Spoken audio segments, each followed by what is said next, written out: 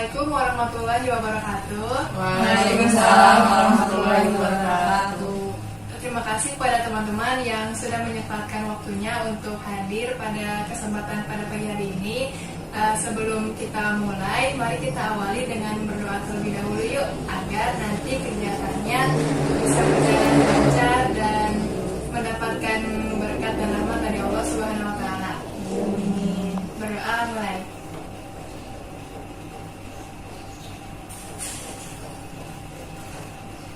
Berdoa selesai.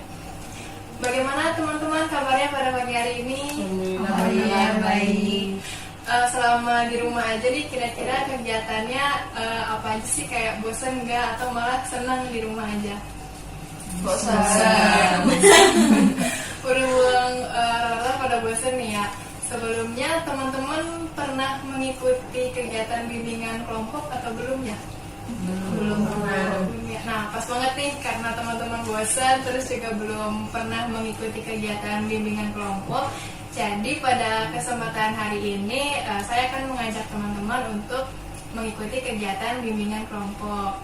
Nah, berhubung belum pernah kan ya mengikuti, jadi saya akan menjelaskan dulu mengenai pengertian bimbingan kelompok itu apa sih, kemudian langkah-langkahnya apa saja, lalu tujuan bimbingan kelompok kita hari ini itu apa, kemudian asas-asasnya itu apa aja. Dari yang pertama dulu ya, pertama mengenai pengertian bimbingan dan kelompok. Mungkin teman-teman dari SMP sama SMA udah sering dengar ruang BK gitu ya. Nah, bimbingan konseling itu kan sebetulnya mempunyai pengertian yang berbeda. Jadi kalau bimbingan itu lebih ke bersifat preventif, artinya pencegahan sebelum suatu permasalahan itu terjadi. Sementara konseling itu bersifat kuratif, dalam artian dilaksanakan ketika sudah ada masalah, jadi lebih ke penyelesaiannya. Nah, kegiatan kita ini kan bimbingan kelompok. Kaitan bimbingan dalam kelompok yaitu jadi untuk pencegahan suatu masalah dengan memanfaatkan dinamika kelompok begitu. Kemudian untuk pelaksanaan kegiatannya sendiri itu nanti melalui 4 tahapan. Yang pertama itu tahap awal atau tahap permulaan, di mana nanti kita melalui salam, kemudian berdoa, lalu penyampaian mengenai bimbingan kelompok itu seperti apa, lalu ada perkenalan diri juga. Kemudian di tahap kedua itu ada tahap peralihan, di mana nanti saya akan menanyakan kesiapan teman-teman untuk mengikuti kegiatan ini, lalu ada sedikit ice breaking untuk menguji kefokusan teman-teman. Lalu yang ketiga itu ada tahap inti, di mana di tahap ini kita mulai akan membahas topik kita menggunakan diskusi. Jadi nanti saya akan menanyakan beberapa materi mengenai topik yang akan kita bahas. Kemudian nanti teman-teman silakan untuk berpendapat sesuai yang teman-teman ada di pikiran gitu ya. Nah, kemudian yang keempat ada tahap akhir, di mana nanti kita akan membuat kesimpulan. Kemudian teman-teman dipersilakan untuk menyampaikan pesan dan kesan mengikuti kegiatan ini seperti apa, lalu ditutup dengan berdoa begitu. Kemudian selanjutnya mengenai tujuan dari bimbingan kita pada pagi hari ini, yaitu saya harap teman-teman nantinya dapat mampu menimbang baik dan buruknya dari perilaku ghibah, kemudian dapat membiasakan diri untuk tidak melakukan ghibah begitu ya ketika sedang berkumpul, lalu teman-teman dapat mencegah perilaku ghibah dalam kehidupan sehari-hari. Oke. Selanjutnya, saya akan menyampaikan terlebih dahulu mengenai asas-asas yang ada dalam bimbingan kelompok. Yang pertama itu ada asas kerahasiaan, di mana nanti setiap apapun yang disampaikan oleh teman-teman itu kita saling menjaga rahasia. Jadi semisal nanti ada teman yang berpendapat atau sedang bercerita, itu nanti teman lainnya dimohon untuk tidak diam-diam merekam kemudian menyebarkannya keluar forum ini, misal dijadiin status di WhatsApp atau nggak di IG gitu, itu tidak boleh. Kemudian yang kedua itu ada asas keterbukaan. Jadi teman-teman itu nanti diharapkannya mampu untuk saling terbuka dalam artian jujur begitu ya mengenai topik yang kita bahas. Lalu yang ketiga ada asas kesukarelaan, di mana teman-teman mengikuti kegiatan ini itu berdasarkan keinginan sendiri, jadi tanpa ada paksaan begitu. Kemudian yang keempat ada asas kenormatifan, di mana kegiatan ini berdasarkan pada aturan-aturan yang kita sepakati bersama. Nah, mengenai berkaitan dengan asas kenormatifan tadi, adakah aturan-aturan yang ingin kita sepakati bersama dalam kegiatan ini? Misal seperti tidak boleh sambil makan atau tidak boleh bercanda begitu. Silakan teman-teman, ada yang ingin mengajukan aturan yang kita sepakati bersama? Sudah cukup seperti ini. Sudah cukup ya. Sudah cukup. Oke. Jika dirasa sudah cukup, apakah teman-teman siap untuk melangkah ke tahap selanjutnya? Siap. Oke, siap ya. Nah, pada tahap ini kita akan memperkenalkan diri. Nanti silakan teman-teman menyebutkan nama, kemudian asalnya dari daerah mana, kemudian sama hobinya juga ya. Diawali dari saya terlebih dahulu. Nama saya Dewi Afra Hirunisa. Asal saya dari daerah Sunyaragi. Hobi saya yaitu membaca. Silakan teman-teman yang ingin memperkenalkan diri terlebih dahulu. Oke, perkenalkan, nama saya Fadia Zulfiana. Asalnya dari Perumnas, Cirebon. Hobinya menonton Netflix. Oke, terima kasih Mbak. Silakan. Perkenalkan, nama saya Amelia, asalnya dari sini, Kulon. Hobinya nonton drama. Oke, terima kasih. Perkenalkan, nama saya Rahman Luliza, saya dari Bima. Hobi saya berenang. Oke, terima kasih Mbak Rahmat. Selanjutnya, Perkenalkan, nama saya Rafika. Asal dari Perumnas, hobi badminton. oke, terima kasih. Selanjutnya, Perkenalkan, nama saya Dea, asal saya dari Perumnas. Hobi saya olahraga. oke, terima kasih teman-teman sudah memperkenalkan dirinya. Selanjutnya nih, untuk menguji kefokusan teman-teman, saya mempunyai ice breaking. Namanya itu 369 tepuk tangan. Jadi aturan permainannya adalah nanti kita akan berhitung dimulai dari angka 1. Kemudian ketika menemukan angka 3 ataupun kelipatannya, itu nanti akan diganti menjadi tepuk tangan. Misal ya, 369 tepuk tangan. 1, 2, 4, 5, 7, 8. Nah, begitu. Jadi setiap ada angka 3 ataupun kelipatannya itu diganti dengan tepukan dan tidak menyebutkan angka tersebut. Begitu. Apakah dapat dipahami teman-teman? Dapat. Izin bertanya. Berarti kalau misalnya kelipatan 12 juga. Iya. Oke. Pokoknya kelipatan Teman 3. juga. Iya, begitu. Apakah kita bisa langsung mencoba atau simulasi terlebih dahulu? Mencoba. Boleh. Nanti urutannya ke sini ya. Ya. Oke, dimulai dari saya ya. 369 tepuk tangan. 1, 2, 4. Tinggal ini dulu. Oh ini. Terus baru ke namanya 4. Iya. Oke lagi ya. 369 tepuk tangan. 1, 2, 4, 5, 7, 8, 10, 11. 13.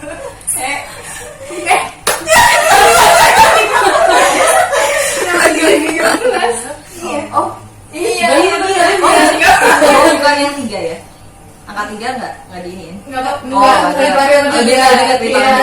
Iya, begitu ya nanti ya. Oke, tadi masih percobaan nih.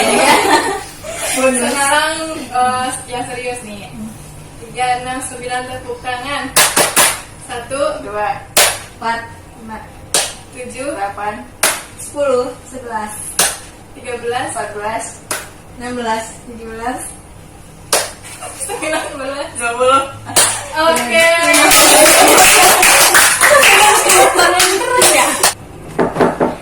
Assalamualaikum. Sama-sama.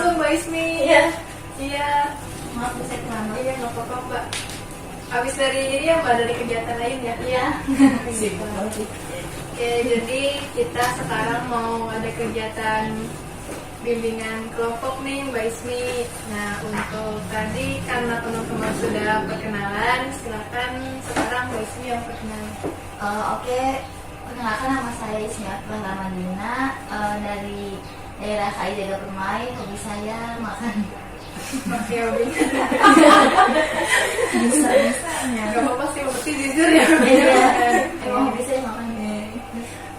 Kemudian selanjutnya, karena tadi kita sudah melalui penjelasan mengenai bimbingan kelompok itu seperti apa, lalu secara garis besarnya ya, saya ulangi lagi karena Mbak Ismi baru datang.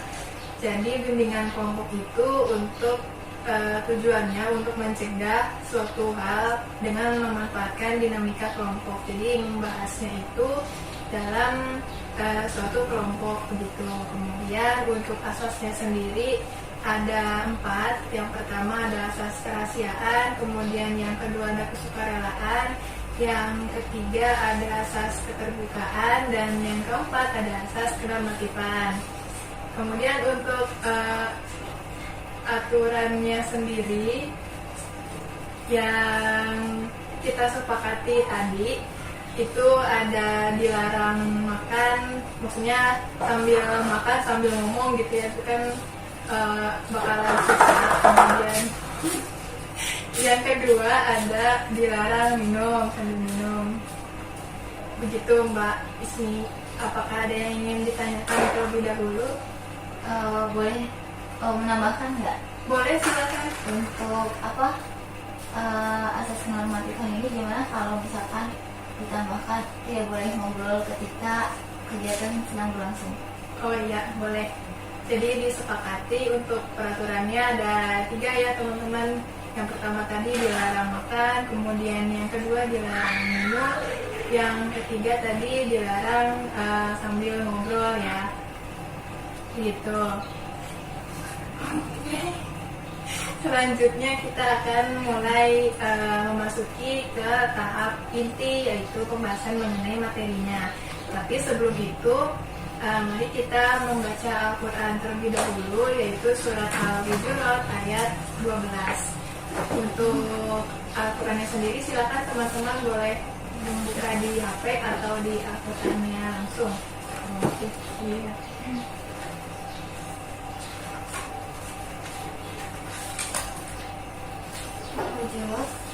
Al-Hujurat ayat 12, surat ke-9. Ya, apakah sudah ketemu semua teman-teman? Sudah.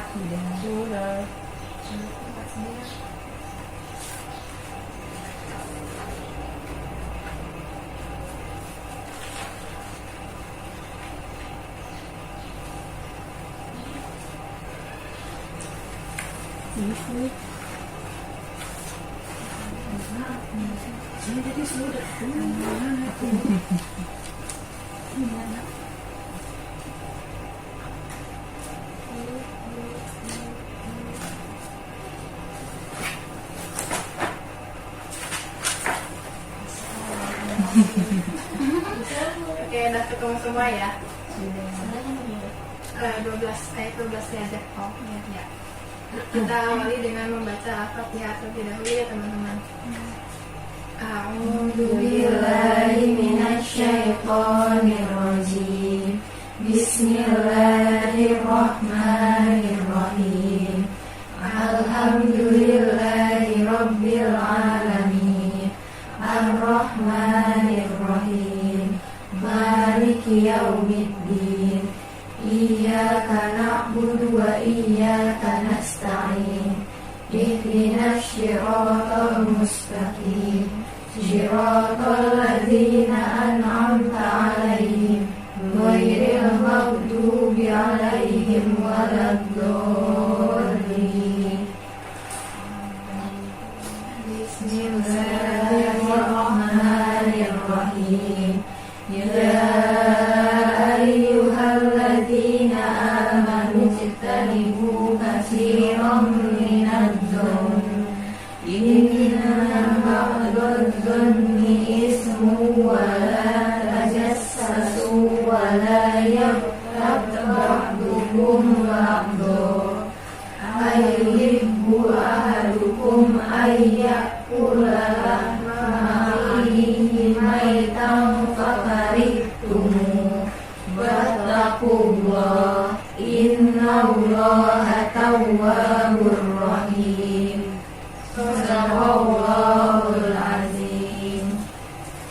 Ya, dari ayat tersebut silakan teman-teman untuk membaca artinya. Salah satu saja.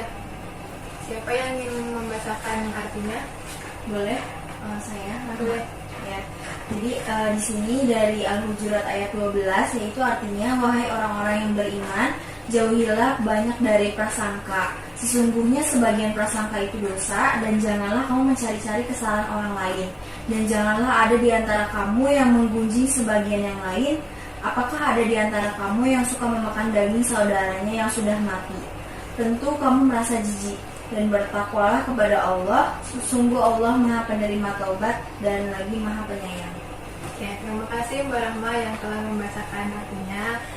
Kemudian menurut teman-teman nih, kira-kira ayat ini membahas tentang apa ya? Tentang gibah. Anjibah. Ya, betul sekali tentang gibah. Teman-teman nih biasanya kalau misal lagi kumpul gitu ya sama teman-teman yang lainnya, kira-kira kegiatannya apa? Gibah. Pada jujur sekali. Karena sering gibah nih ya. Menurut teman-teman itu gibah tuh apa sih gitu artinya? Silakan ada yang ingin berpendapat terlebih dahulu. Mengunjing orang lain. Iya benar. Dari yang lainnya ada yang berpendapat? Bisa Mbak. Menceritakan keburukan orang lain. Iya benar. Yang lain mungkin? Iya, sama mungkin menceritakan keburukan orang lain di belakang orangnya, jadi orangnya nggak tahu gitu. Oh iya. Oh, benar. Ya. Yang lain mungkin ada yang ingin berpendapat? Mungkin Rahma mau menambahkan, yaitu sama sih, maksudnya intinya sama, membicarakan perilaku orang lain kayak gitu. Kalau misal lagi kumpul sama teman-teman, terus istilahnya menjelek-jelekan juga kalau dia sifatnya kayak gini, menceritakan kepada orang lain yang seharusnya itu kalau misal kita udah tahu ya udah kita tahu sendiri aja gitu, nggak perlu diceritakan kepada orang lain seperti itu. Iya betul sekali teman-teman. Pendapatnya teman-teman sudah bagus semua nih, sudah pas dengan arti kata gibah. Berhubung ini sudah azan zuhur, kita mendengarkan azan terlebih dahulu ya teman-teman. Jadi kegiatan akan kita lanjutkan kembali. Ya baik teman-teman, berhubung azannya sudah selesai, kita akan melanjutkan kembali ya mengenai pembahasan kita, yaitu tentang gibah. Tadi teman-teman sudah berpendapat semua nih mengenai pengertian gibah itu apa. Lalu saya ingin menambahkan sedikit. Gibah itu menurut bahasa min al-ityab, yang artinya dari yang sudah nampak. Kemudian gibah itu dapat juga disebut sebagai umpatan atau gunjingan. Nah, dalam Kamus Besar Bahasa Indonesia, umpatan itu adalah menceritakan hal-hal buruk mengenai orang lain atau menceritakan cerita negatif mengenai orang lain, begitu.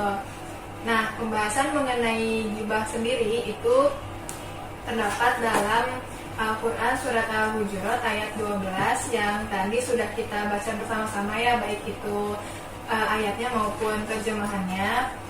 Kemudian pembahasan mengenai gibah ini terdapat dalam hadis yang diriwayatkan oleh Bukhari dan Muslim, yang isinya bahwa Rasulullah itu bersabda, jika kalian menceritakan hal-hal negatif mengenai orang lain dan hal tersebut adalah benar, maka kalian telah melakukan gibah kepadanya. Lalu jika hal tersebut adalah salah, maka kalian telah melakukan fitnah kepadanya. Nah, dari pengertian gibah tadi nih, kira-kira teman-teman ada nggak sih cerita atau pengalaman mengenai gibah, entah itu orang lain atau kalian lihat di media sosial begitu? Silakan ada yang bercerita terlebih dahulu. Iya, mengenai gibah. Pernah gibah sama teman, dan ternyata gibahan kita keforward ke orang. Oh, jadi orangnya tahu ya? Iya.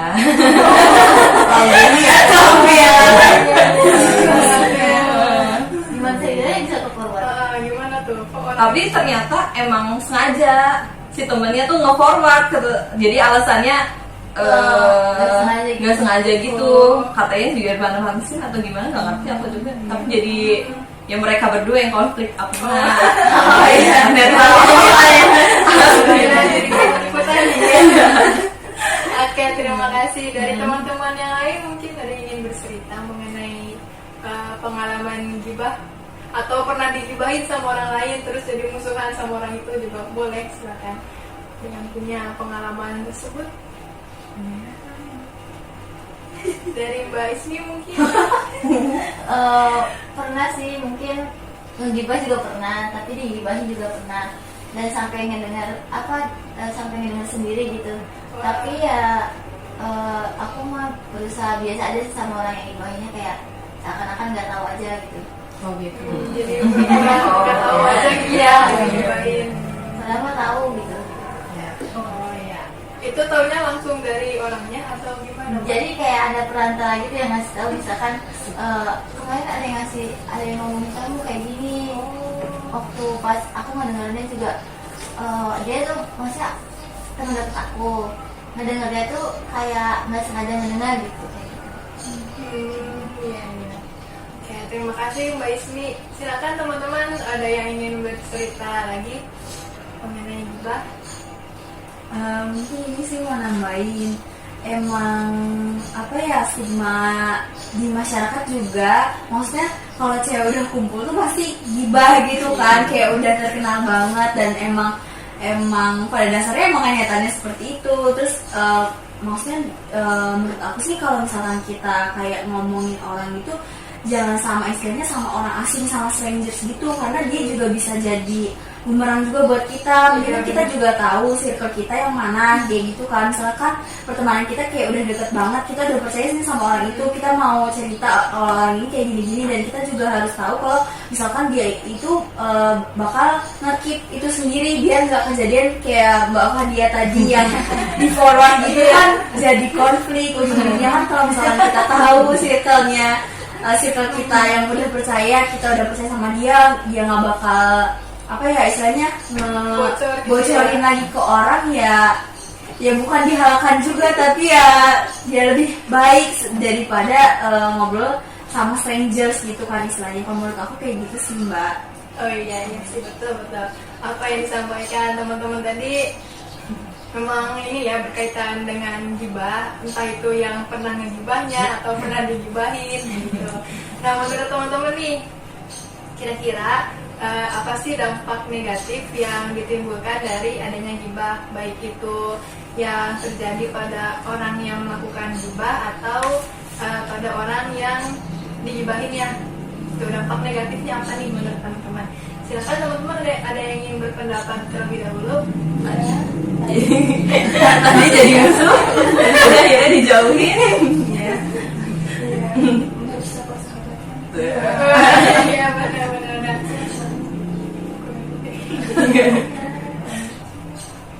Oke. Ya, terima kasih teman-teman. Yang lain mungkin ada yang ingin menambahkan atau mau bercerita lagi juga nggak apa-apa. Mungkin satu-satu aja kali Mbak. Oh, boleh. Tadi muter gitu aja biar kedengeran semua suaranya. Oh iya, Banget. Ya, boleh. Juga berarti menimbulkan fitnah. Ya nggak sih? Iya, bisa. Kalau nggak apa ibaratnya kalau ngomongin orang nggak bener, jatuhnya kan nanti fitnah timbulnya. Oke, terima kasih Mbak Amel ya tadi. Ya, Mbak Amel. Silakan dari Mbak Rahma. Ya mungkin sama-sama sih ya kayak gitu, tadi bisa timbul konflik, terus jadi nggak enak juga ngerasa kok orang itu kayak gitu sih, padahal kita nilai orang itu baik, tapi ternyata orang itu beda sama apa yang kita nilai kayak gitu. Lebih ke jatuhnya kapok buat temenan lagi sama dia kalau aku kayak gitu sih, gara-gara digibahin. Iya, benar-benar. Oke, terima kasih Mbak Rahma. Untuk Mbak Ros nih, bagaimana? Sejauh itu pernah kali. Oh iya, yang ngelakuin gibahnya ya.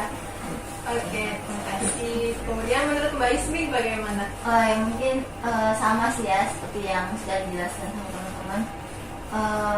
Gibah tuh atau yang ngegibahin itu bakal jadi kayak menimbulkan perpecahan gitu antara tadinya temenan deket secara nggak langsung, tapi pas kita tahu digibahin dan oh ternyata dia di depan baik ya sama kita, tapi ternyata di belakang tuh dia nggak suka sama kita, jadi kan kayak oh ya udah, jadi mereka bukan teman kita lagi. Kalau menurut saya seperti itu.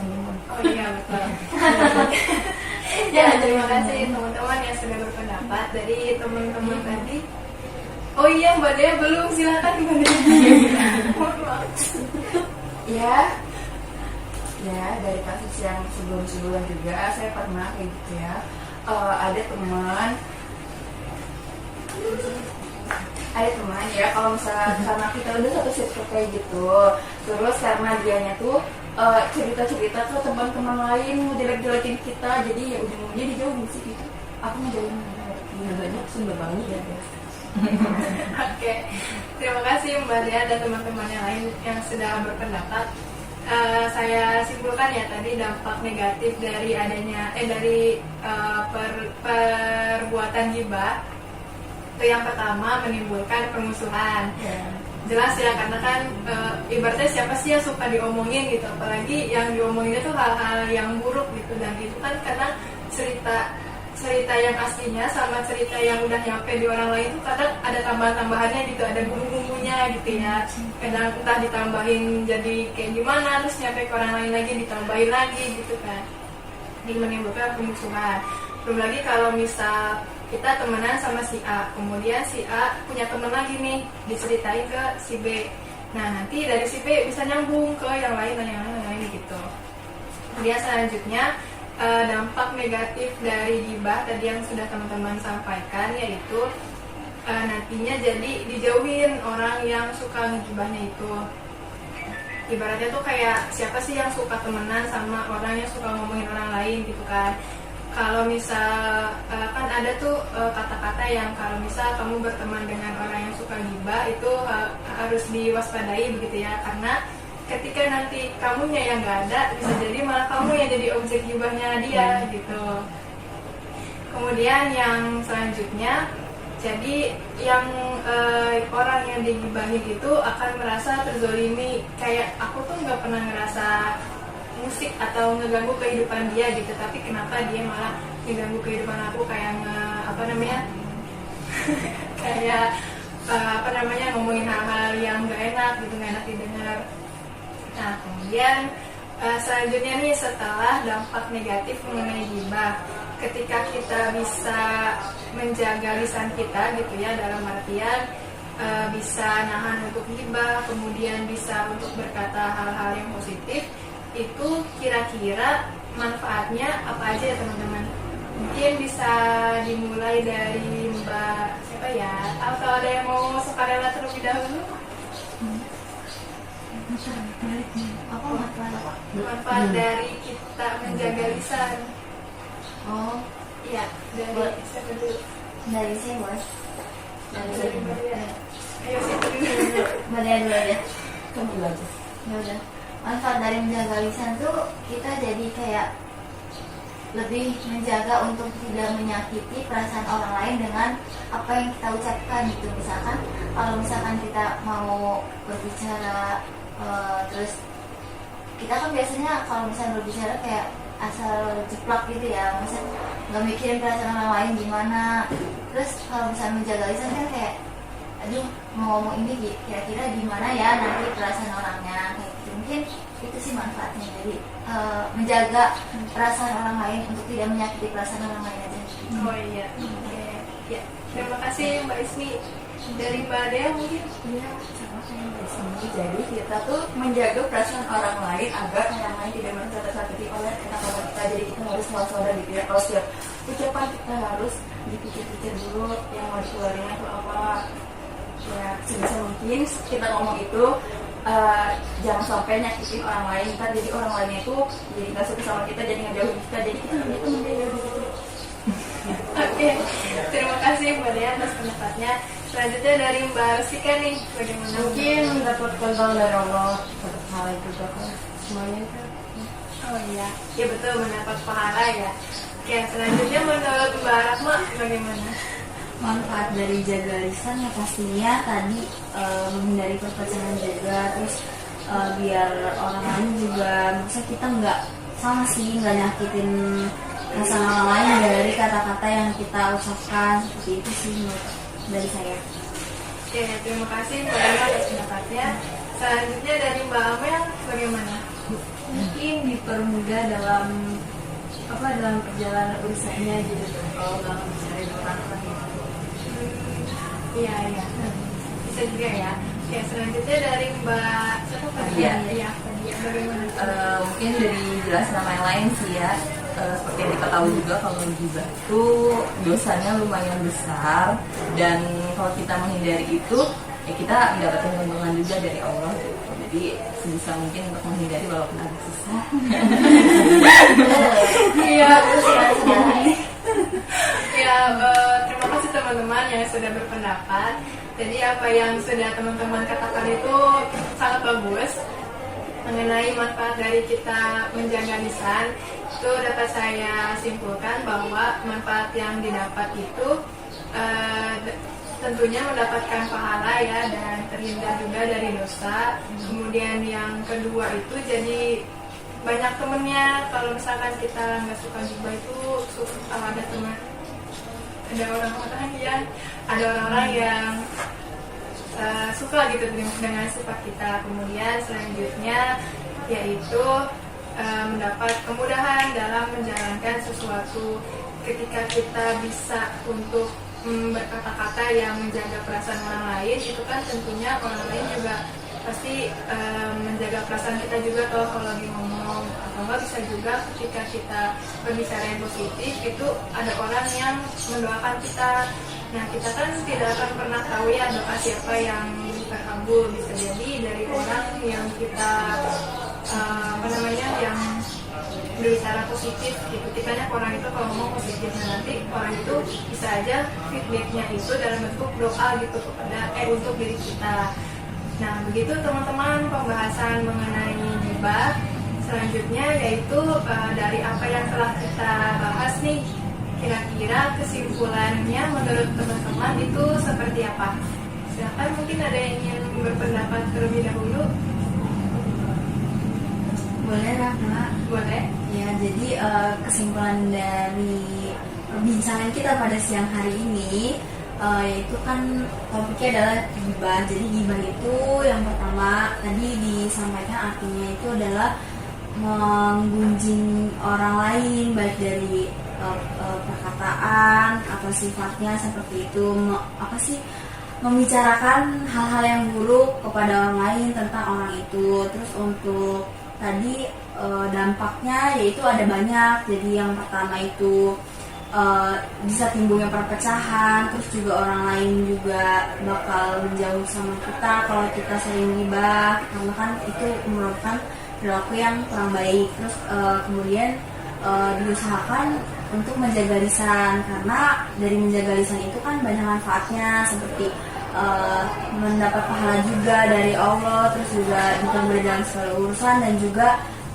bisa menghindari timbulnya perpecahan tadi. Dan orang-orang juga nggak jadi bakal segan sama kita karena kita dapat menjaga lisan dengan baik seperti itu. Dan diusahakan juga untuk menghindari gibah seperti itu.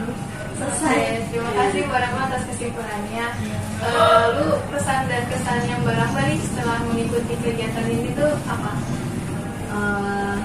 Pesan dan kesannya dulu mungkin ya. Kesannya mungkin dalam obrolan kali ini saya mendapatkan teman yang baru, mungkin saya dapat mengenal teman yang baru, karena kan ini dari berbagai tempat, kemudian latar belakang yang berbeda-beda juga, terus dan disatukan dalam ruangan kali ini, pembahasan kali ini seperti itu. Dan menurut saya topiknya cukup menarik karena maksudnya dekat dengan kehidupan kita, apalagi sebagai perempuan. Dan juga pesannya ya mungkin untuk diri saya sendiri, terutama untuk dapat mengurangi pergibahan ini seperti itu. Oke, terima kasih sekali Mbak Rahma. Kemudian selanjutnya ada yang ingin menyampaikan pendapatnya dulu mengenai kesimpulan kegiatan kita.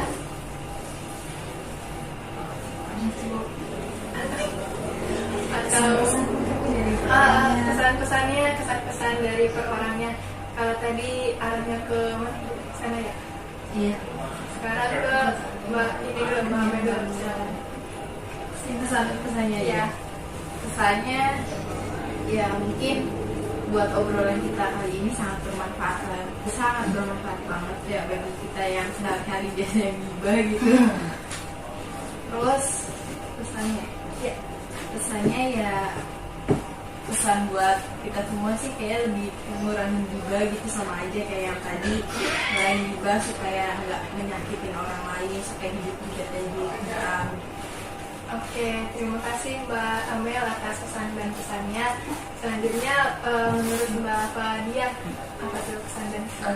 Kalau dari kesannya benernya kata Mbak Rahma kayak awalnya kita jadi punya teman baru karena dari berbagai tempat juga kan. Terus kesannya jadi lebih tahu juga kayak sebenarnya tuh gibah tuh seperti ini, dan ternyata gibah tuh ada nih di Al-Quran tuh, larangan gibah tuh seperti ini gitu loh. Jadi kayak kita lebih ke introspeksi diri, kita tuh nggak boleh berusaha untuk tidak boleh dalam menggibah ini. Nah untuk pesannya ya ini untuk introspeksi juga untuk diri sendiri, supaya kita tuh lebih menjaga lisan kita, supaya kita juga agak ya mungkin apalagi untuk cewek-cewek agak-agak susah untuk ngurangin gibah, apalagi kayak gibah-gibah yang ada di lambe turah ya gitu loh. Ya ada artis cewek ini harus gini gitu kan. Ya kita tuh kayak berusaha untuk tunggu dulu apa hal tersebut tuh benar-benar ya menjadi kenyataan atau enggak, itu tuh hal yang baiknya gitu, jangan yang buruk-buruknya aja kita bisa omongin. Kan bisa kalau misalnya dalam obrolan bisa ngomonginnya tentang masa depan, masa depan, tentang keuangan, mungkin mau ada saham-saham gitu ya, iya kan lagi tren gitu, jadi menghindari untuk omongan gibah. Ya. Terima kasih Bu Fadia atas pesan dan kesannya. Selanjutnya menurut Mbak Dea nih, bagaimana pesan dan kesannya setelah mengikuti kegiatan ini? Ya, untuk kesannya dari pertemuan hari ini itu ya benar kata Mbak Rahma. Awalnya saya belum kenal beberapa orang di sini, ini ya Meros, ini siapa gitu. Jadi sekarang tahu, jadi nambah teman juga, terus jaga silaturahmi juga. Kalau misalnya udah ketemu kan bisa main bareng gitu. Kemudian pesannya itu lebih mengingatkan diri untuk bisa membatasi sebisa mungkin, membatasi jangan gibah. Oke, terima kasih Mbak Dea atas pesan dan kesannya. Selanjutnya menurut Mbak Ismi bagaimana? Mungkin sama seperti yang udah katakan oleh teman-teman. Pertama kesannya dulu.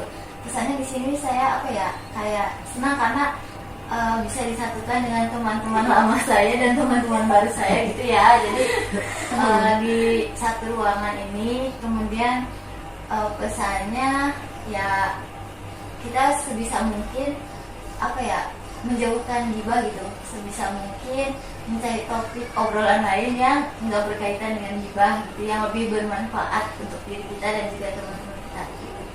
Oke, terima kasih Mbak Ismi atas pesan dan kesannya. Menurut Mbak Rostika tadi belum ya? Belum. Iya, menurut Mbak Rostika bagaimana? Ya mungkin kesannya ya saya tahu jadi manfaat gibah itu gimana, buruknya gimana. Ya terus kesannya ya kurangin gibah sebelum ada azab dari Allah. Oke, ya terima kasih Mbak Rostika dan teman-teman lainnya sudah memberikan kesimpulan dan pesan dan kesannya ya. Kemudian selanjutnya tadi kita sudah mengawali kegiatan dengan berdoa, lalu kita menutup kegiatan ini dengan berdoa juga. Berdoa dimulai.